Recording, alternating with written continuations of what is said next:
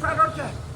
این اشتباه وقتی سگت فرار میکنه به هر دلیلی، قلادش ول میشه، قلاده نبستی، بدوی دنبالش. سگت بدتر فکر میکنه بازیه و باید از تو فرار کنه. هر موقع سگت ازت جدا شد برخلافش بدو، صداش کن بدو بیا. بیا. شما رو هیچ وقت تنها نمیذاره. پس هر موقع سگت ازت دور شد به جای اینکه موافقش بدوی برخلافش بدو.